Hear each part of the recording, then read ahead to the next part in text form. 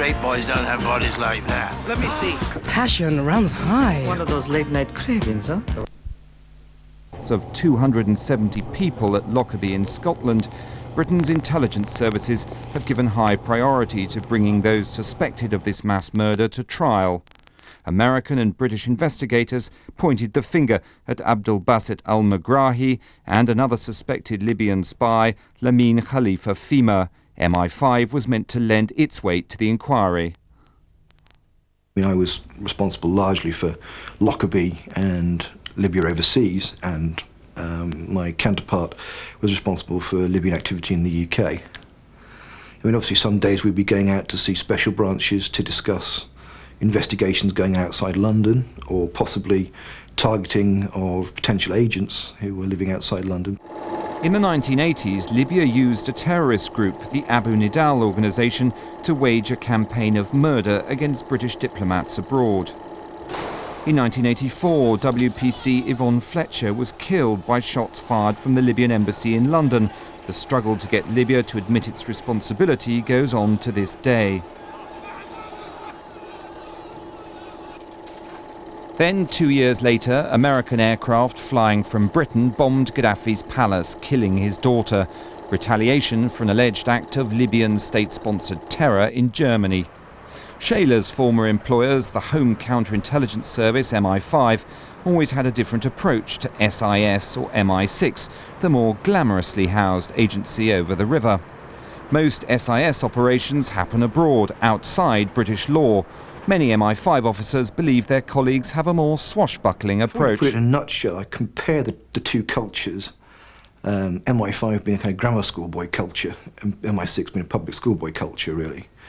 And that was reflecting the way people worked. I mean, in MI5, you were always over-supervised. There was always people trying to put their tuppence into what you were doing. And quite often these were people who had very little legitimate interest in what you were doing and knew very little about how you were working. Whereas MI6 was perhaps, too much the other way. I mean, people were very kind of gung-ho. Certainly they sort of saw themselves more in the kind of James Bond, John le Carré sort of roles than people in MI5 did. There was certainly a lot of friction between the two organisations because people basically didn't get together and try to understand each other's cultures and try to understand what each other were doing, basically. When I started in G9, the Libyan section, I tried to sort of change that and create a situation whereby you had regular 3-month meetings. So it put it on a much more formal basis and probably a lot more efficient basis. But as a result of that, I mean, we knew MI6, I'd say, on a kind of social level as well. I mean, part of having the meetings as well, you go afterwards, have a beer, talk about things, get to understand them as human beings as well. At one of the joint meetings, Shayler learned of the existence of an Arab agent who was given the very English codename Tunworth. That informer and his SIS case officer are the key figures in Shayler's allegations. We were given some reporting that we were told came from somebody who wasn't of entirely established reliability. And when we looked at the reporting, we found that there was corroboration from elsewhere, what they call collateral intelligence circles, which led us to believe, obviously, that the agent did have some access, did have some reliability. MI5 and SIS each sent 2 or 3 officers to the meetings. The MI5 ones, who Panorama has established were present, were G9A1, Shayler himself, and 2 others using the MI5 internal acronym G9A15. The SIS ones were called, in their service jargon, PT16, PT16 Ops B, and the man meeting and running Tunworth, PT16B. At one of these meetings, Shayler discovered that PT16B's new agent was much more than a simple supplier of information. PT16B, who was the kind of my opposite number in SIS, started to talk about how this guy was going to be involved in trying to plan an assassination attempt on Gaddafi using a Libyan Islamic extremist group. Basically, yeah, I mean, this is what he was coming up with SIS. I mean, that was the reason for the initial walk-in and so on. He was, I've got a plan, I've got people behind me. What I obviously need is the money to be able to buy the things I need. Tunworth's intelligence was, we're told, shared with a small number of key officials. These reports are known in the secret jargon of Whitehall as CX. Shayler says a special CX report of Tunworth's information was put out. It contained details of what was brought together for the plan to kill Gaddafi. As is normal procedure, the CX report was sanitised. It didn't explicitly spell out that PT-16B's agent was himself a part of the conspiracy to kill Gaddafi. And when I first heard the story, I thought, well, this is kind of boy's own James Bond SIS stuff. We'll probably hear about it for a month, then it'll disappear, and we'll never hear about anything again. In this particular case, however, they were actually put out as a CX report to Whitehall, probably to the Foreign Office, certainly obviously to us, probably to GCHQ, may not have been to GCHQ. So they were obviously very excited about this. Very excited about it as well. But even then, I mean, my thinking still was, OK, they've put this out, they're saying that, they're obviously not saying they're involved in it at the moment, because what they're saying, they've got a source reporting on somebody else doing it, which obviously is one of the ways of hiding the source of your intelligence. My thinking still even then was that this is still boy's own stuff, and I don't think this is going to happen. I mean, it's just like so many things they've told me, it's not going to happen. As the plan to kill Gaddafi took shape inside Libya, the SIS officer PT-16B met his agent Tunworth again. As SIS's relationship with Tunworth deepened, a substantial sum of money was changing hands.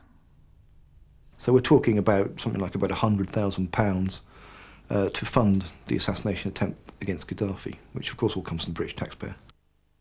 Britain's agent Tunworth was a part of the conspiracy. He became SIS's link with the militant Islamic group, a hardline organisation headed by Abdullah as-Sadiq. In the past, several Arab countries have said that Britain is harbouring Islamic militants. With its large Middle Eastern community, London has become an alternative political capital for the Arab world. Libya has publicly accused Britain of giving refuge to the leader of the militant Islamic group.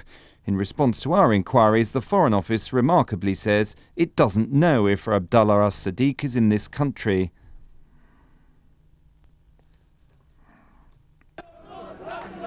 Late in February 1996, the militant Islamic group went into action. They'd learned that Colonel Gaddafi's car was going to pass on a road near the city of Sirte. The terrorists had put a bomb under the road and waited. They set it off. Several bodyguards are thought to have died. In the gun battle which followed, 3 members of the militant Islamic group were also reportedly killed. Shortly after the attack failed, intelligence reports were received and sent back to London, where they ended up on David Shaylers' desk. In 1996, saying that an attempt had been made on Gaddafi's life, that in fact a bomb had been put under a car in a cavalcade. Gaddafi was travelling in the cavalcade but in a different car, so the explosion had gone off and there'd been various casualties, fatalities, but in fact they'd got the wrong people.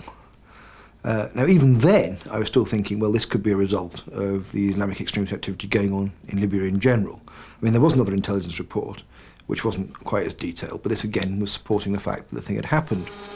A few days later, at the offices of an Arabic newspaper in London, a fax arrived at the desk of Camille Tawil. In it, the militant Islamic group claimed responsibility for the attack. They also identified the members of its team who they said had been martyred in the bid to kill Gaddafi. I remember receiving a statement by fax from this group, the Islamic fighting group, saying that they are responsible for an assassination attempt on the life of Gaddafi.